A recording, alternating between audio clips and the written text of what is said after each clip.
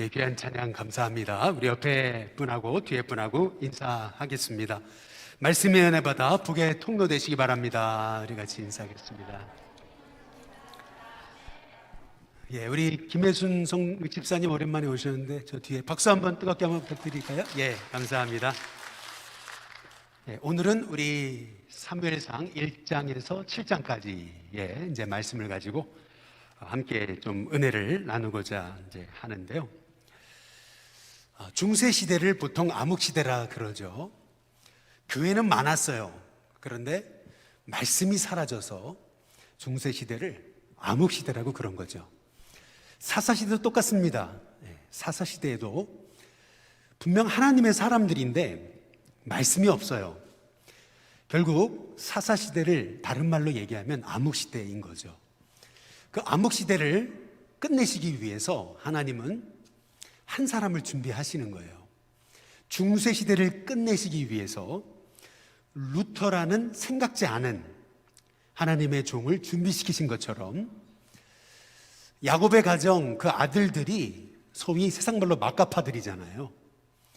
뭐 동생 물론 이렇게 해꾸지를 했다고 아니 어떻게 그렇게 한 마을 사람들을 다 죽여버릴 수 있어요? 이 형들의 모습을 보면은 이 요셉의 형들 그 모습을 보면 야곱의 아들들의 모습을 보면은 어떻게 동생 한 사람 밉다고 애굽의 노예로 팔아버릴 수 있습니까? 또 첫째 아들은 배달한 어머니랑 동침을 하고 말이죠.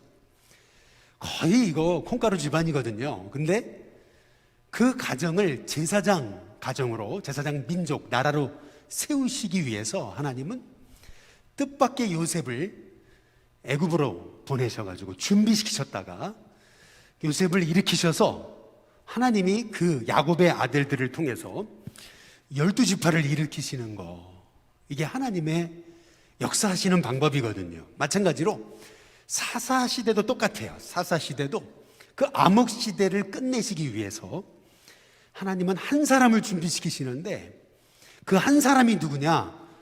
바로 사무엘인 거죠.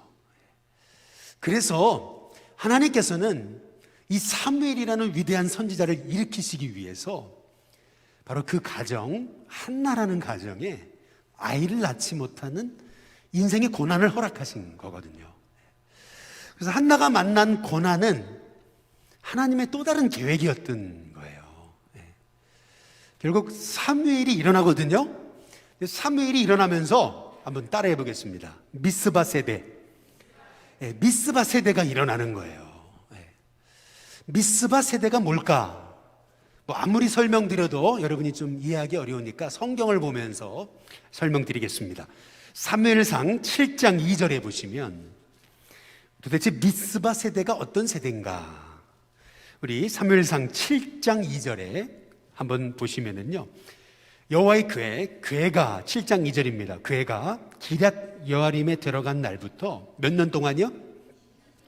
20년 동안 오래 있었다 그랬습니다. 여기서 중요한 단어, 오래 있었다는 거예요. 근데 그 20년 동안 어떤 일이 벌어지냐면은 이스라엘 온 족속이 여호와를, 그 다음 뭐예요? 여기다 밑줄을 그으시죠. 사모하니라. 여러분, 이게 핵심입니다. 미스바 세대란 하나님의 은혜를 사모하는 시대인 거예요. 사사시대에는요, 말씀에 대한 사모함이 사라졌어요. 사실은 말씀대로 살지 않아요. 뭐 그래도 문제 없잖아요. 처음에는 말씀대로 살지 않으니까 블레셋 이방 족속들한테 그렇게 침략을 당하고 어려움을 당해서 하나님께 부르짖거든요. 근데 사사기 잘 보세요. 나중 가면요, 어려움 당해도 부르짖지도 않아요. 부르짖었다는 얘기가 없어요. 하나님에 대한, 말씀에 대한 사모함을 잃어버린 세대가 사사시대입니다. 근데 놀랍죠. 사무엘이라는 선지자를 일으키시면서 하나님이 하신 일, 그것은 뭐냐면 여호와의 궤가 기럇 여아림에 들어온 지 오래됐어요. 20년이 지났어요. 근데 그동안 하나님의 백성들 마음에 여호와를 사모하는 마음이 시작됐다. 어렸을 때 저도 기억나요. 기도원에 갔는데요, 앉을 자리가 없어가지고요. 나중에는 막 예배당 밖에 창문 밖에서 얼굴 내밀고 말씀에 은혜 받겠다고. 제가 아직도 기억에 선명해요. 옛날에 저 여의도 광장에서 신문지 깔아놓고 무릎 꿇어가지고 그 여의도 광장 그 넓은 데서 앉을 자리가 없어가지고 무릎 꿇고 거기서 은혜 받겠다고 그랬던 그 기억이 선해요, 저는. 근데 요새는 집회가 있어도 모이지 않잖아요. 말씀의 사모함이 사라졌잖아요. 사실 지금이 사사시대입니다.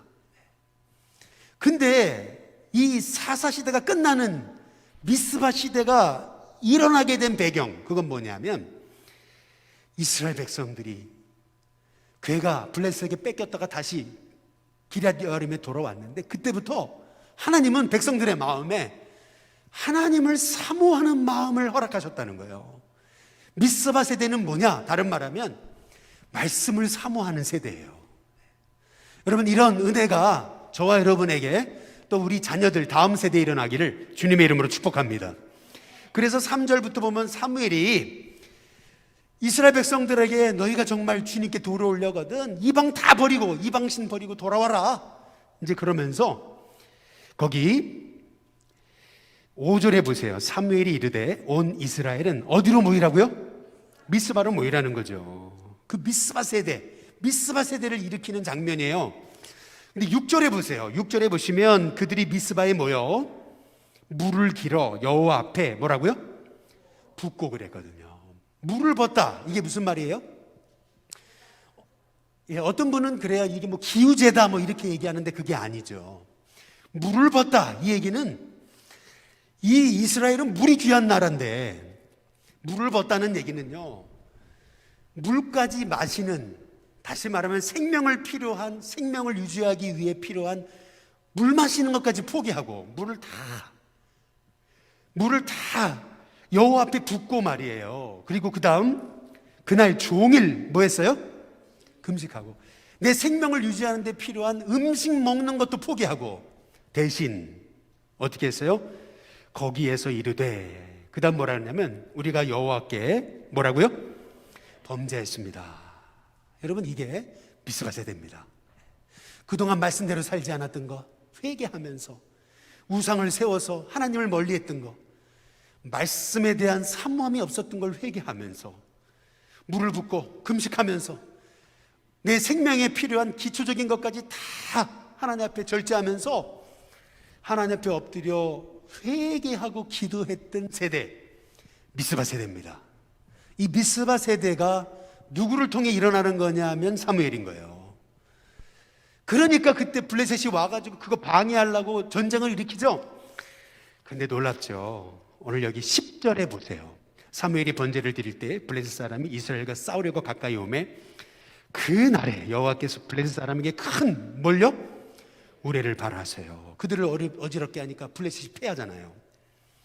그래서 12절에 보니까 사무엘이 돌을 취하여 미스바와 센 사이에 세워서 뭐라고 그러냐면 여호와께서 여기까지 우리를 도우셨다 하고 그 이름을 뭐예요? 에베네셀이라 하니라. 하나님이 여기까지 도우셨다. 한번 따라해 보겠습니다. 에베네셀. 여러분, 이게 굉장히 중요한 겁니다. 사무엘상에서. 왜냐하면 사무엘상 한번 4장 1절을 보세요. 4장 1절에 보니까 4장 1절입니다. 사무엘의 말이 온 이스라엘에 전파되니라. 이스라엘은 나가서 블레셋 사람들과 싸우려고 어디요? 에베네셀입니다. 실은 이 에베네셀에서 싸우다가 법궤를 빼앗깁니다. 5장 한번 1절에 보세요. 사무엘상 5장 1절에 보니까 블레셋 사람들이 하나님의 궤를 빼앗아 가지고 어디에서부터요? 에베네셀부터 아스도데까지 이른다. 에베네셀에서요, 하나님이 여기까지 도우셨다가 아니고요, 에베네셀에서 법궤를 빼앗겨요. 법궤가 뭐예요? 하나님 임재를 빼앗기는 거예요. 에베네셀이 아니에요. 그 전까지는. 그런데 그 에베네셀에서 미스바 세대가 시작되면서 하나님 여기까지 도우셨다, 이게 말대로 되는 거예요. 이름만 에베네셀이 아니고요, 진짜 에베네셀의 축복이 시작되는 거예요. 그게 사무엘을 통해 미스바 세대가 일어나면서 말씀에 반응하고 회개하고 하나님의 은혜를 사모하면서부터 진짜 이름만, 소위 이름만 일신이 아니에요. 한 몸 되고 하나 돼서 매일 새롭게 말만 이름만 일신이 아니에요. 실제로 삶이 그렇게 이루어져야 되는 거거든요. 이름만이 아니에요. 이름만 요한이 아니에요. 진짜 하나님의 사랑받는 자, 그게 내 안에 진짜 하나님의 은혜와 말씀과 삼엄이 회복될 때 일어나는 거예요. 이 에베네셀이 왜 이렇게 중요한 거냐면 사사기 한번 보세요. 사사기 21장. 사사기 21장에 한번 1절에 보시면은요, 사사기 21장 1절에 보시면은 잘 보세요. 이스라엘 사람들이 어디에서요? 미스바에서. 똑같은 미스바인데 한쪽은 죄악의 온상이에요. 근데 한쪽은 회개 역사가 일어나는, 미스바 세대가 일어나는 복음의 진원지가 되는 거죠. 아니 똑같은 땅이에요. 근데 한 군데서는 서로 죽이고 막 죄악의 온상이에요. 똑같은 땅에서 하나님의 종이 일어나니까 그 땅에 회개 역사 일어나면서 미스바 세대가 일어나는 거거든요. 똑같아요. 여기가 명동이냐 뭐 여기가 할렘이냐 중요하지 않아요.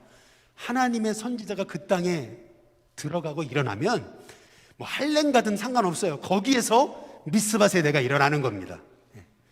그것을 위해서 하나님께서는 한나라는 가정을 준비시키시는 거예요. 한나라는 가정을. 근데 그 한나라는 가정이 인물이 어디서 나오냐, 이걸 잘 봐야 돼. 인물이 어디서 나오는 거냐. 우리 사무엘상 1장 한번 1절을 보시죠. 사무엘상 1장 1절에 보면 인물이 어디서 나오는 거냐. 1장 1절에 보시면 잘 보세요. 에브라임 어디요?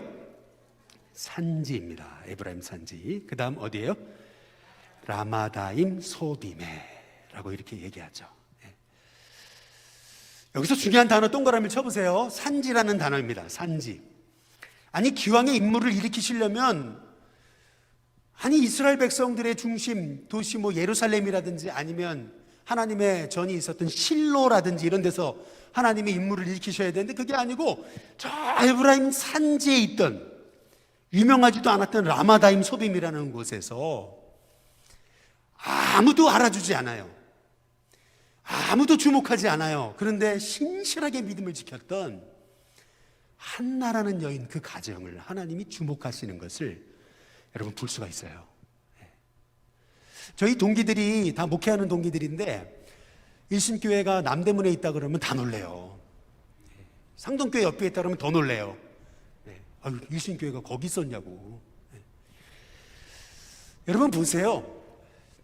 우리 일신교회 성도들이 소위 남이 알아주지 않는 무명의 장소에서 사람들이 알아주지 않아도 신실하게 내가 믿음의 자리를 지키면은요, 그곳이 산지든 어디든 상관없어요.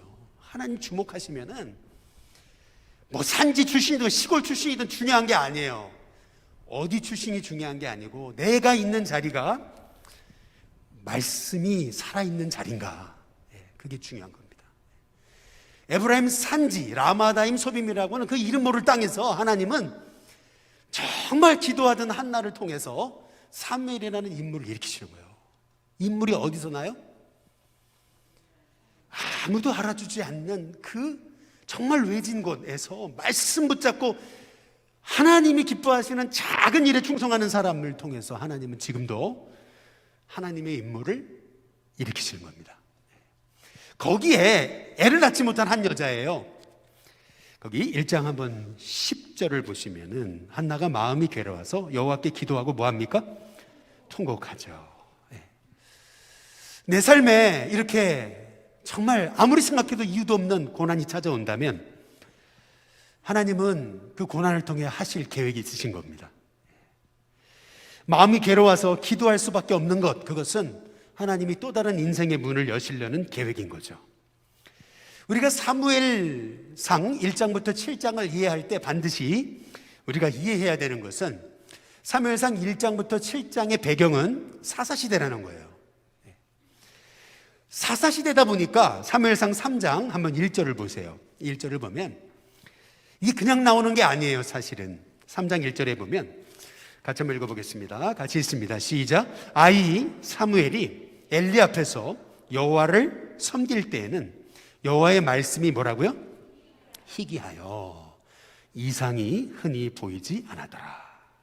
여기서 이상이란 단어가 영어 성경에 보니까 비전이라고 되어 있습니다. 비전이 언커먼했다. 비전이 흔하지 않았다. 이렇게 얘기하거든요. 무슨 말이에요? 말씀이 사라진 시대는요, 백성이 꿈을 잃어버립니다. 말씀이 사라지면 비전도 사라져요. 그게 사사시대입니다. 꿈이 없으니까 백성이 방자하게 행하는 거, 그게 사사시대입니다. 그래서 하나님께서는 지금 사무엘을 일으키시려고 하나님은 사무엘에게 말씀이 들려지게 하는 거죠.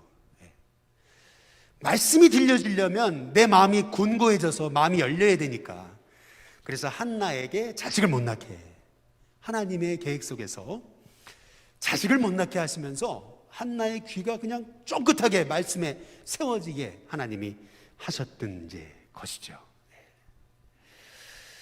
우리가 여기 이제 성경에서 주목해 볼 거 1장 5절에 보세요. 1장 5절에 보시면은 이런 말씀 있잖아요. 한나에게는 갑절을 주니 이는 그를 사랑함이라. 그러나 그다음 뭐죠? 여호와께서 그에게 임신하지 못하게 하시는 거예요. 여호와께서 그에게 임신하지 못하게 하시는 거고, 하나님의 계획인 거예요. 그래서 이제 한나가 통곡하며 기도하잖아요. 그러니까 내 삶에 이렇게 정말 남이 겪지 않는 고난을 겪고 있다면 그거는 하나님이 내 삶에 새로운 계획을 여시고자 하는 하나님의 숨겨진 또 다른 계획인 거거든요. 그러니까 기도할 수 있다는 게 복인 거예요, 사실은. 한나가 기도하지 않았다면 그 한나를 통해 사무엘이라는 인물이 나왔겠습니까? 하나님이 하나님의 인물을 키워줘야 되니까, 그러니까 그 어머니로부터 먼저 은혜가 흘러가게 하려고 그 인생에 내 힘으로 풀 수 없는 문제를 허락하신 거죠. 여기 사무엘상 한번 1장 9절의 끝에 부분에 보시면, 그때 제사장 엘리는 여호와의 전 문설주 곁 의자에 뭐라고요? 앉아 있었다라고 밑줄을 그어보세요. 엘리가 나오면은 항상 거기에 그가 어떤 동작, 행동을 하고 있는가 거기다 밑줄을 그시면은 엘리는 항상 앉아 있습니다. 신기하죠. 근데 그 밑에 보면은 10절에 한나는 마음이 괴로워서 여호와께 뭐 하고 있어요? 기도하고 있어요. 인생의 문제를 만나서 기도할 수밖에 없는 여인 한나는 기도하는데, 엘리는 항상 앉아만 있습니다. 앉아 있다 나중에 목이 부러져 죽어버리는 거죠. 엘리는요, 한나가 이렇게 눈물로 통곡하며 기도하는데 한나를 어떻게 오해하냐면은 13절, 우리 잘 아시다시피 13절 끝에 엘리는 그가 뭐라고요? 취한 줄로 생각했다 그랬잖아요. 엘리가 한나에게 술 끊으라 그러죠. 근데 그게 실은 16절 보세요. 16절에 보면 당신의 여종을 거기다 밑줄을 그세요. 뭐라고요? 악한 여자로 여기지 마옵소서. 여러분, 이 악한 여자라는 말의 뜻, 악하다 라는 말의 뜻이 여기다 써놓으세요. 벨리알입니다. 벨리알, 히브리어로 벨리알이라는 말의 뜻이 뭐냐 하면 무가치라는 뜻입니다. 다시 말하면 한 인생에게 쓸 수 있는 최악의 표현입니다. 무가치한 여자라는 얘기입니다. 이거는 사탄한테 쓰는 단어인데 실은 벨리알, 어찌 하나님의 자녀가 벨리알과 함께 하겠으며 성경에 나오잖아요. 이 벨리알이라는 표현이에요. 벨리알. 이 정도 여러분 하나님의 종의 입에서 기도하는 여성에게 벨리알이라고 했다면 이 정도 얘기하면 상처받아야죠. 근데 상처 안 받거든요. 여러분, 상처받지 않는 게 진짜 믿음입니다. 저는 이 말씀을 듣는데 참 제가 기억나는 게 있어요. 몇 분하고 인사해 보겠습니다. 선물만 받고 상처받지 마시기 바랍니다. 한번 인사해 보시겠습니다. 선물만 받고 상처받지 말라고 이렇게 표현하신 목사님 계셨는데, 어쨌든 여러분, 상처받지 않는 게 믿음이에요. 17절에 보니까 엘리가 내가 잘못했다 깨닫고 이르되 평안히 가라. 이스라엘의 하나님이 내가 기도하여 구한 것을 허락하시기를 원하노라. 하나님의 종의 입술에서 축복의 말이 선포되니까 18절 한나가 뭐라 그러죠? 이르되 당신의 여종이 당신께 은혜 입기를 원합니다 하고 가서 먹고 얼굴에 다시는, 그 다음 밑줄 그세요, 근심빛이 없더라. 이게 참 위대한 겁니다. 제가 왜 이거를 장황하게 이렇게 설명을 드리냐면요, 이제 그 다음에 잘 보시면은요, 우리가 주목할 게 있어요. 그게 뭐냐면은 사무엘상 2장 한번 11절에 보세요. 11절에 보면 끝에 부분에 그 아이는, 사무엘은 제사장 엘리 앞에서 여호와를 섬겼다 그랬죠. 엘리 앞에서. 그런데 12절, 엘리의 아들들 함께 제사장 직분을 행했던 홈리와 비느하스는 행실이 뭐예요? 나빠. 이 나빠라는 게 벨리알입니다. 행실이 나빠 여호와를 알지 못했다, 이렇게 얘기합니다. 어릴 적 성전에 올라가서 행실이 벨리알 같은 홈리와 비느하스 옆에서 함께 이렇게 성전을 봉사하는 일을 했던 사무엘인데, 사무엘은 그 악한 그 제사장의 문화에 흔들리지 않습니다. 이게 중요한 거예요. 물들지 않았다는 거죠. 그 이유가 뭐예요? 제가 아까 장황하게 설명드렸잖아요. 어머니가 절대 말에 흔들리지 않죠. 상처받지 않잖아요. 어머니가 절대 환경에 흔들리지 않으니까요, 아들도 환경에 흔들리지 않아요. 이게 핵심인 거예요. 지금 얘기하고 있는 거는요. 그래서 그 다음에 이제 성경에서 얘기하는 게 뭐냐면 2장 17절 보세요. 2장 17절 보면은 이 소년들의 죄가 여호와 앞에 심히 크면 그들이 여호와의 제사를 뭐 했다고요? 멸시했다. 제물 바치는데 갈고리를 껴가지고 나오는 거 다 자기가 취하고 말이에요. 제물 바치기 전에 기름 섞인 고기 달라 그래가지고, 왜? 기름 섞인 고기가 맛있으니까 그거 달라 그래서 취하려고 그러고, 성전에서 이렇게 봉사하는 여인, 나시린들이거든요. 그들이 일시적으로 나시린으로 소원해가지고 성전에서 봉사하는 여인들 꼬드겨가지고 동침하고, 얼마나 행실이, 정말 행실이 벨리알인 거예요. 이게 벨리알. 그들이 여호와의 제사를 멸시했거든요. 그런데 여기 18절 보세요. 18절에 보면은 사무엘은 그 다음 뭐라 그러죠? 거기다 밑줄을 그시죠. 어렸을 때에, 이게 핵심입니다. 세마포 에봇을 입고 여호와 앞에서 뭐라고요? 섬겼더라. 그럼 잘 보세요. 세마포 에봇을 누가 지어줬을까요? 엄마가 지어준 거죠. 어렸을 때에 세마포 에봇을 입고 여호와 앞에서 섬겼다. 이게 왜 이렇게 중요한 거냐면요, 결국에는 이 사무엘이라는 위대한 인물이 일어난 것은 절대적인 어머니 역량이라는 거예요. 핵심이 뭐냐면요, 홈리와 비느하스는 계속 행실이 나빠서 죄를 범하는데 사무엘은 영향을 안 받아요. 그 이유가 뭐냐는 거죠. 핵심이 뭐냐면 18절이에요. 2장 18절. 그 핵심 단어가 뭐냐면 사무엘은 뭐죠? 어렸을 때예요. 어렸을 때부터, 태어났을 때부터 그 어머니가 너는 하나님께 성별된 자다. 너는 쉽게 죄악에 물들 자가 아니다. 어머니가 사무엘을 데리고 계속 세마포 에봇을 지어주면서 너는 이 옷에 합당한 삶을 살아야 된다. 어머니가, 한번 따라해 보겠습니다. 어렸을 때에, 여러분, 교육은, 신앙교육은 어릴수록 좋은 거예요. 어릴수록. 그렇죠? 조지 바나라고 하는 미국의 유명한 그 리서치 전문가가 미국의 신앙인들 조사해 보니까 미국인의 크리스찬 중에 85%가 다 18세 이전에 예수님 믿은 사람들이래잖아요. 18세 이전. 15%만 18세 이후에 예수님을 믿은 거예요. 그 무슨 말이에요? 18세 이전에. 다시 말하면 우리 교회 학교 아이들 이 시절에 말씀 듣는 것이 그들의 인생에 그렇게 중요하다는 얘기입니다. 그런데 22절부터 25절에 이제 보시면은요, 엘리가 그 다음 뭐라 그래요? 매우 늙었다 그러잖아요. 이거 굉장히 중요한 얘기예요. 매우 늙었더니. 무슨 말이에요? 거기 24절에 보면은요, 내 아들들아, 그리하지 말아라. 소문이 좋지 않다. 결국 엘리는 자녀 교육에 실패한 것을 성경이 말하고 있는 거예요. 반면에 이렇게 어렸을 때부터 어머니의 기도와 말씀으로 자란 사무엘은요, 사무엘상 2장 26절에 보시면은 아이 사무엘이 점점 자라매 그 다음 뭐라 그러죠? 여호와 사람들에게 뭐를 받아요? 은총을 더욱 받더라. 은총이라고 동그라미를 쳐보시고요, 이게 영어 단어로 favor라고 되어 있습니다. favor, 하나님의 특별한 호의, 하나님의 베푸시는 호의를 경험했다. 무슨 말이냐면요, 아니 어느 공동체 갔더니 이상하게 사람들이 날 좋아해요. 뭐 내가 뭐 잘난 것도 하나도 없는데 나를 너무 좋아하는 거예요. 막 그냥. 이게 호의거든요. 난 잘한 게 없어요. 근데 이상하게 사람들이 좋아하는 거예요. 특별히 하나님이 호의를 베푸시는 거죠.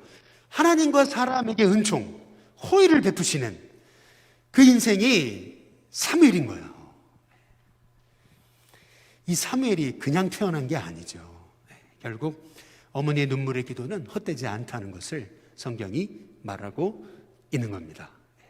결국 3장에 넘어가시면 사무엘이 하나님의 음성 듣죠. 그런데 그때가 언제예요? 3장 1절, 여호와의 말씀이 희귀해서 이상이 보이지 않을 때, 그때 하나님의 음성을 듣죠. 근데 2절에 보면 엘리의 눈이 점점 어두워가서 잘 보이지 못하는 그때에 그가 어디에 누웠어요?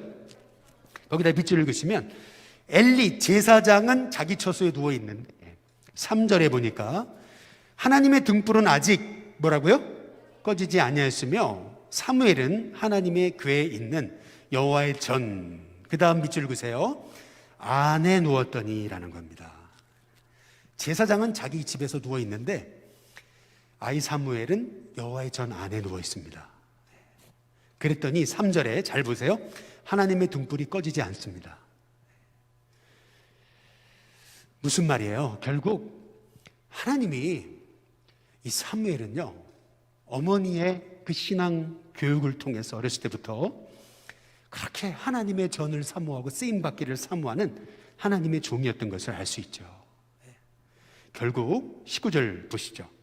3장 이제 19절에 보시면 사무엘이 자라매 여호와께서 그와 함께 하셔서 그의 뭐가요? 말이 하나도 땅에 떨어지지 않게 하시니. 그 다음에 20절, 단에서부터 어디까지요? 브엘세바까지. 여기다 밑줄 그으세요. 단에서부터 브엘세바까지.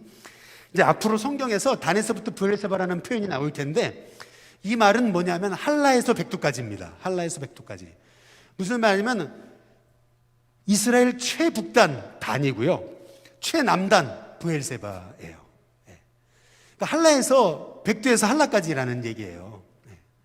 이게 무슨 말이냐면요, 여러분 사사기를 잘 보시면은, 사사들이 치리하던 걸 잘 보시면은 전 이스라엘을 다스린 게 아니에요. 그냥 지역을 다스렸던 것 뿐이에요. 잘 성경을 보세요. 근데 사무엘은 아니에요. 사무엘은 하나님이 세우시고 그를 통해서 미스바 세대를 일으키셔야 되기 때문에 단에서부터 브엘세바까지 전 이스라엘이 사무엘은 여호와의 선지자로 세우심을 입은 줄 알았더라 그런 거죠. 하나님이 이 사무엘을 통해서 하나님이 이제 일하시는 것을 보여주는 건데, 근데 여러분 기억하셔야 되는 게 뭐냐면 사무엘상 4장, 5장, 6장에 보면 사무엘이 안 나와요. 사무엘이 안 나옵니다. 4장 1절에 사무엘의 말이 온 이스라엘에 전파되니라 그런 다음에 사무엘이 싹 사라져요.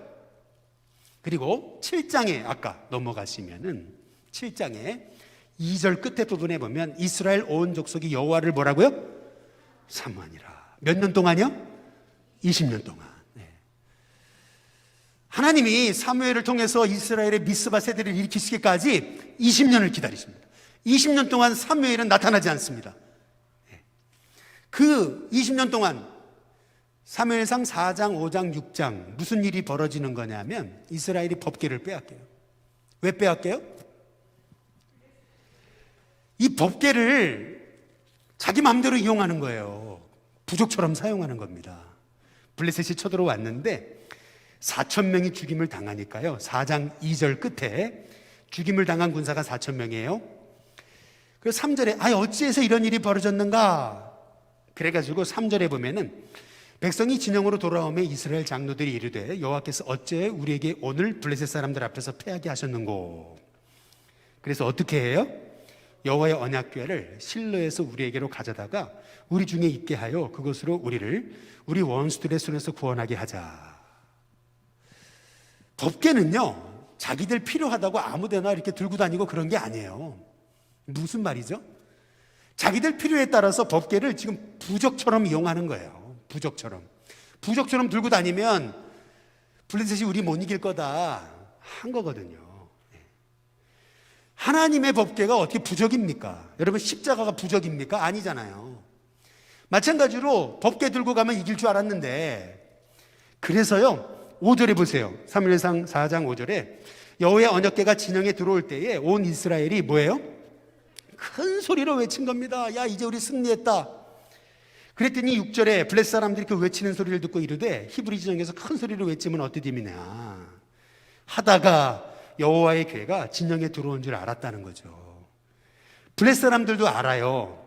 두려워하여 이르되 이스라엘의 신이 진영에 이르렀도다 하고 또 이르되 우리에게 화로다. 전날에는 이런 일이 없었는데 이렇게 된 거예요. 8절에 우리에게 화로다. 누가 우리를 이 능한 신의 손에서 건질까? 근데 잘 보세요. 법궤가 들어온 것 때문에요 블레셋 사람들이 어떻게 하냐면요 9절에 너희 블레셋 사람들아 강하게 되며 뭐가 되라고요? 더 이 사람들이 마음을 더 강하게 해가지고 오히려 이스라엘과 맞붙어가지고 10절 끝에 부분에 보니까 이스라엘 보병에 엎드린 자가 몇 명이요? 3만 명이 죽습니다. 그러면서 하나님의 궤는 빼앗기고 엘리의 두 아들 홈리와 비나스도 죽고요. 그 하나님의 궤가 빼앗겼다는 걸 듣고 18절 하나님의 궤를 말할 때 엘리가 자기 의자에 앉아 있다가 뒤로 넘어져 문 곁에서 목이 부러져 죽었어요. 나이가 많을 뿐만 아니라 너무 비대하니까, 너무 뚱뚱해가지고. 성경이 그걸 얘기하고 있는 거거든요. 그리고 이 엘리의 며느리까지 그 얘기 듣고 죽고요. 그러면서 22절 영광이 이스라엘에서 떠났다. 이가봇. 이제 그러면서 죽잖아요. 근데 신기하죠? 사무엘상 5장에 보시면은 하나님이요 블레셋에게 하나님의 언약궤를 빼앗기게 하신 다음에 하나님 스스로 하나님이 살아계심을 드러내세요. 당시에 전쟁에서 승리하게 되면은 승리한 나라가 진 나라의 그 신 우상을 자기 우상 단지에다 내려놓고 이제 우리에게 정복된 신이다 해가지고 보란듯이 말이에요. 우리의 신이 이 신을 정복했다. 소위 발밑에 두고 비아냥거리는 거. 이제 이것이 당시의 전통이거든요. 법궤를 다곤신 그 신전에 딱 갖다 놨는데 신기하죠. 다곤신이요 어떻게 돼요? 여기 3절부터 보세요. 아스도 사람들이 일찍이 다음 이튿날 일찍 일어나 본즉 다곤이 여호와의 궤 앞에서 엎드려져 그 얼굴이 땅에 뭐라고요? 닿는 모가지가 딱 날아가가지고 이렇게 엎드려 있는 거예요. 네. 다시 세웠어요. 그랬더니 4절 이튿날 아침에 그들이 일찍 일어나 보니까 다곤이 여호와 앞에서 또다시 엎드려져 얼굴이 땅에 닿고 그 머리와 두 손목은 끊어져 문지방에 있고 다곤의 몸뚱이만 남았다. 네. 이제 아예 그냥 여기 이 소위 두 손목이 끊어져가지고 그래가지고 완전히 머리도 잘리고 손목도 잘리고. 네. 전에는 이제 쓰러져 있었는데 지금 머리 잘리고 손 잘리고. 소위 이것이 얘기하는 게 뭐예요? 하나님이 되심을 나타내시는 건데 그래도 못 깨닫잖아요. 그래서 어떻게 하십니까? 6절에 여호와의 손이 아스돗 사람에게 엄중히 더하사 독한 종기의 재앙으로 아스돗과 그 지역을 쳐서 망하게 하시거든요. 잘 보시면은 하나님이 내리신 심판이 뭐냐면요 전염병입니다. 네. 쥐로 인한 전염병, 쥐로 인한 소위 패스트가 거기에 임한 것을 이제 볼 수가 있어요. 네. 그래가지고요 여기도 옮겨보고 저기도 옮겨보는데 가는 곳마다 하나님 재앙이 일어나니까 이 법궤는 우리가 마음대로 할 게 아니구나 깨닫고요. 이제 이 법궤를 다시 이스라엘 땅으로 돌려보내는 거죠. 6장 1절에 보면은 여호와의 개가 블레셋 사람들의 지방에 있은 지 몇 달이요? 7달이나 지났습니다. 어떻게 할까? 그러다가 7절에 보세요. 그러므로 새 수레를 하나 만들고 멍에를 메어보지 아니한, 그 다음 밑줄 그어보시죠. 젖나는 소 2마리. 거기다 밑줄 그어보세요. 젖나는 소 2마리. 중요한 것은 이거예요. 암소 2마리예요. 그것도 멍에를 안 메어본, 그것도 새 수레를 메어서 2마리가 그 법궤를 끄는 거예요. 새끼를 낳은 지가 얼마 안 됐어요. 그래가지고요, 젖나는 소라는 얘기는 새끼 낳은 지가 얼마 안 됐다는 얘기거든요. 그래서 7절 끝에 부분에 보면은 그 송아지들, 갓 낳은 송아지들은 떼어서 집으로 어떻게 했어요? 돌려보냈어요. 10절에 보시죠. 10절에 보면 그 사람들이 그같이 하여 젖나는 소 2를 끌어다가 수레를 메우고 송아지들은 집에 어떻게 했어요? 가둬버리고. 왜 자꾸 우니까? 그러니까 이 엄마 젖소가, 암소가, 여러분 새끼 낳는데 새끼에게 젖 먹일 수 없는 엄마, 어미, 그 얼마나 그 우는 소리 들어보셨습니까? 새끼 낳는데 새끼에게 젖 먹일 수 없는 암소의 그 우는 소리 들어보셨어요? 거기 11절에 보시면은 여호와의 개와 및 금쥐, 아까 말씀드렸죠? 금쥐. 지금 쥐로 인한 연병이 일어난 겁니다. 그래서 금쥐와 그들의 독종의 형상을 담은 상자를 수레 위에 실으니 그랬거든요. 12절이 중요합니다. 12절을 밑줄을 그으셔야 되는데 처음부터 끝까지 다 그으시면 됩니다. 암소가 2마리가 벳세메스 길로 어떻게 해요? 바로 행했습니다. 그것도 어디로 가요? 대로로 갑니다. 근데 갈 때에 그 다음 울고 좌우로 어떻게 했어요? 치우치지 않았습니다. 블레셋 방백은 벳세메스 경계선까지 어떻게 가나 지켜보며 따라갔습니다. 참 놀라운 것은 이것이죠. 이 암소, 그것도 젖나는 암소, 그것도 새끼를 가둬놓은 암소, 멍에 메어보지 않는 암소, 새 수레를 2마리가 끌어요. 잘 생각해 보세요. 한 마리라도 삐끗거리면은요, 수레는 무너집니다. 한 마리라도 딴 데로 가면은 수레는 2마리가 끄는 건데 한 마리라도 삐끗거리면 수레는 반드시 삐끗하면서 무너집니다. 근데 젖나는 2소가 말이에요, 대로로 가는데 울지도 않고 좌로나 우로나 치우치지도 않아요. 그때 블레셋 사람들은 깨닫습니다. 아, 이건 우연이 아니었구나. 이렇게 다곤신이 머리가 잘리고 손목이 잘리고 우리에게 이런 이 쥐의 재앙이 일어난 것은 이건 우연이 아니었구나. 하나님이 하신 일이구나. 이제 깨닫게 이제 되는 거죠. 드디어 이제 수레가, 여기 14절에 보시죠. 14절에 수레가 벳세메스 사람 여호수아의 밭 큰 돌 있는 곳에 이르러 서게 됐을 때 무리가 수레의 나무를 패고 그 염소들은 어떻게 됐어요? 번제물로 여호와께 드립니다. 그래서 그 유명한 벳세메스로 가는 2암소라고 하는 그 유명한 성경의 고백이 이제 나오게 된 거죠. 여러분 한번 잘 생각해 보세요.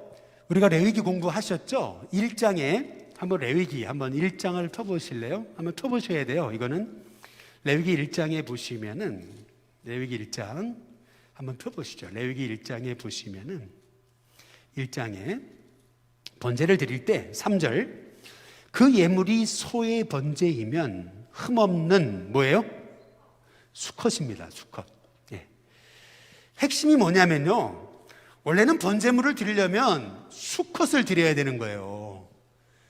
근데 여기 암컷이잖아요. 암소 2마리예요. 이것이 의미하는 게 뭘까요? 한 마리도 아니고 2마리예요. 물론 이게 알레고리컬한 해석이라고 누가 얘기할지 모르지만 저는 이 말씀을 묵상하다 깨달은 게 있어요. 그게 뭐냐면 왜 암소 2마리인가? 한번 잘 생각해 보세요. 하나님이 이방 여인 룻을 통해서 다윗을 준비시키시거든요. 하나님이 한나라는 여인을 통해서 사무엘을 준비시키세요. 사무엘이라고 하는 인생이 태어나기까지 그 엄마가요, 신실하게 믿음의 삶을 지키잖아요. 그리고 나서 하나님이 뜻밖의 사람 룻을 통해서 다윗이라는 사람을 일으키시는 거예요.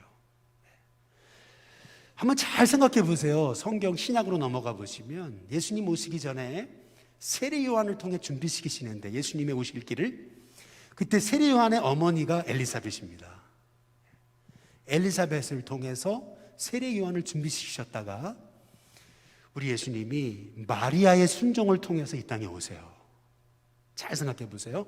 두 젖소입니다. 두 젖소. 뭘 얘기하죠? 두 명의 여성들이에요. 이 두 명의 여성이 벳세메스로 가는 두 암소처럼, 자식이 얼마나 귀해요.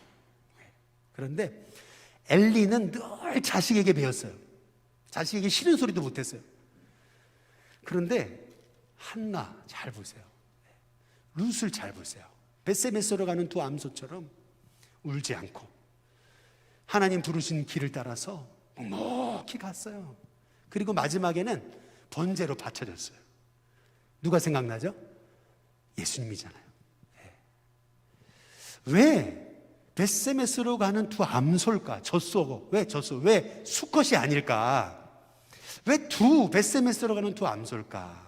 한번 오래 생각해 봤는데요, 결국에는 하나님이 룻을 통해서 다윗을 일으키시기 위해 하나님은 한나라는 여인을 통해 사무엘을 준비시키시고 결국 여호와의 종 다윗을 일으키셨던 것처럼 예수님을 이 땅에 오게 하시려고 엘리사벳이라고 하는 여성에게 세례 요한이라고 하는 믿음의 사람을 준비시키셨다가 결국에는 마리아를 통해 예수님이 오셔서 벳세메스로 가는 이 두 암소처럼 십자가의 마지막에 번제로 자신을 드리시는 것 아니겠습니까? 성경은 하나하나 다 우연이 없어요. 결국 왜 젖소냐는 거예요. 이 젖소의 모습을 통해서 우리가 얼마나, 하나님은 지금도 아무리 사사시대라도, 말씀이 희귀한 시대라도 하나님의 말씀에 반응하는 한 사람, 에브라임 산지건 어디건 중요하지 않아요. 남이 알아주지 않아도 내 있는 자리에서 신실하게 믿음을 지키고 있는 한 사람, 그 한 사람을 찾으신다는 거죠. 그래서 이 사무엘상을 통해서 우리가 알 수 있는 거, 사사시대의 종결은 사무엘이라는 한 사람이에요. 한 사람이 일어날 때 사사시대는 종결되는 거예요. 그것이 성경이 우리에게 주시는 음성입니다. 저는 저와 여러분이 바로 그 하나님이 찾으시는 바로 그 한 사람, 한 가정, 한 여인, 믿음의 사람이 다 되시기를 주님의 이름으로 축복합니다.